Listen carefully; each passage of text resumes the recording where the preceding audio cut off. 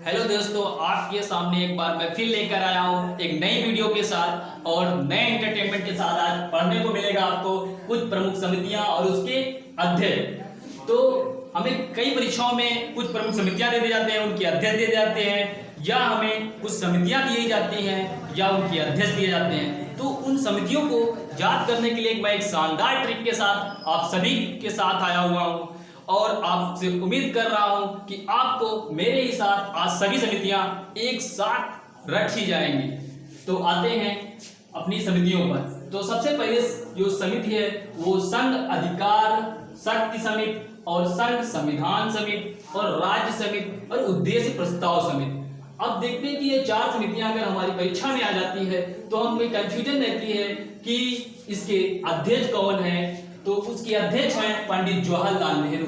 अब इसी साधारण भाषा में जब भी हम पढ़ते हैं तो हमें जो है याद नहीं हो पाता है, तो कैसे याद करना है इसके लिए मैं आपको बता रहा हूं कि संघ अधिकार और शक्ति समिति, संघ संविधान समिति, राज्य समिति और उद्देश्य समिति, ये कौन है? पंडित जवाहरलाल नेहरू।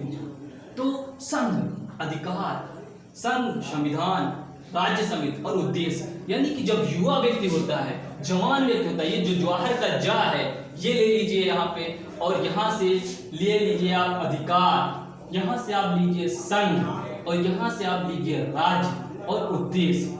ये चार शब्द आप जब लेंगे, यानी कि जब युवा व्यक्ति होता है, जो जवान व्यक्ति होता है, उसके पास कुछ अधिकार होते हैं। जैसे ही उसके पास अधिकार हुए तो वो क्या करता है? संघ बनाता है, और उसके बाद वो संघ बनाने के बाद क्या करता है? राज्य बना लेता है।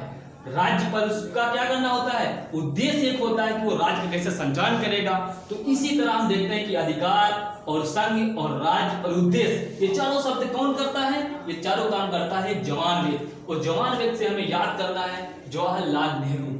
यानी कि अधिकार, जब कोई जवान व्यक्ति होता है तो उसके पास कोई अधिकार होते हैं और वो संघ बनाता है और राज्य करता है और उद्देश्य के साथ। इन चारों शब्द की जब भी तुम अब याद करोगे, जब भी तुम्हें अब पूछा जाएगा कि हाँ हमें जवाहरलाल नेहरू से जो संबंधित जो समितियां हैं, उसमें सबसे पहले जो समिति है संघ अधिकार समिति, यानी अधिकार की बात की गई हो। उनकी एक समिति थी जिसमें अधिकार की बात की गई थी। एक ऐसी समिति थी जिसके वो अध्यक्ष थे, उसमें संघ की बात की गई थी। एक ऐसी समिति थी जिसमें राज्य की बात की गई थी कि राज्य समिति है और उद्देश्य, यानी कि अधिकार, उद्देश्य, राज्य और संघ समिति, ये चारों वर्ड जो आते हैं समितियों में, उसके जो अध्यक्ष हैं पंडित जवाहरलाल नेहरू। अब दो समितियां एक आती हैं जो संबंधित हैं राजेंद्र प्रसाद से। इनको याद करने की ट्रिक क्या है? नियम समिति, संचालन समिति, यानी नियम और संचालन। यहाँ पे जो नियम शब्द उठा लेते हैं और यहाँ से संचालन। नियम और संचालन, यानी नियम और संचालन कौन करता है? राजा। यहाँ का रा शब्द इतना ले लीजिए और इसको रख दीजिए राजा। यानी कि जो नियम बनाता है और जो संचालन का काम करता है वो कौन करता है? राजा करता है। तो यहाँ से राजेंद्र प्रसाद, यानी राजेंद्र प्रसाद से जब भी तुम्हें समितियां पूछी जाएंगी तो उसमें आपको सबसे पहले देखना होगा कि नियम और संचालन, ये नियम और संचालन कौन करता है? तो राजा करता है। तो राजा से राजेंद्र प्रसाद आपको याद आ जाएगा। और आपका जब ऑप्शन आएगा कि नियम समिति और संचालन समिति कौन है, उसके अध्यक्ष कौन है, तो आप उस पर क्लिक करेंगे राजेंद्र प्रसाद। देखा दोस्तों कितनी आसान है याद करना समितियां। फिर आती है परामर्श समिति, प्रांतीय समिति, मूल अधिकार समिति और अल्पसंख्यक समिति। इसके कौन है? सरदार वल्लभ भाई पटेल। यानी कि इसमें से आपको जो शब्द लेना है, जो शब्द आपको फोकस करना है, जहां से आपको याद करना है, वो है भाई। यानी भाई क्या करता है? भाई परामर्श देता है। भाई क्या करता है? परामर्श देता है। भाई क्या करता है? हमारी मूल से जुड़ा होती है, यानी जड़ से जुड़ा होता है। भाई क्या करता है? छोटी छोटी जो अल्प बातें होती हैं उनको माफ किया करता है। जो छोटी छोटी अल्प बातें होती हैं भाई क्या करता है? माफ किया करता है। और भाई क्या करता है? प्रांतीय, यानी कि जो पाप वाप होता है भाई का वो अपने ऊपर ले लेता है। यानी कि सरदार वल्लभ भाई पटेल जो हैं वो चार समितियों के थे। एक तो भाई परामर्श देता है, एक जो अपने छोटे भाई की बातें होती है उसका क्या करता है? अपने ऊपर ले लेता है, और एक जो होता है जो हमारा भाई होता है हमारी मूल से जुड़ा होता है, और जो हमारा भाई होता है वो अल्प जो होता है ज्ञान, वो सब क्या होता है? वो अपने बड़े छोटे भाई की बातों को अपने ऊपर ले लेता है। तो यहाँ से हमें सरदार वल्लभ भाई पटेल की चारों समितियां याद हो जाती हैं, यानी कि परामर्श समिति, और आती है प्रांतीय समिति, और मूल अधिकार समिति, और अल्पसंख्यक अधिकार। अब परामर्श, प्रांतीय, मूल अधिकार और अल्प, ये चारों शब्द आपको भाई से जोड़ देना है। तो जब भाई तुम्हें याद रहेगा तो सरदार वल्लभ भाई आपको ऑटोमेटिक याद हो जाएगा। परामर्श, प्रांतीय।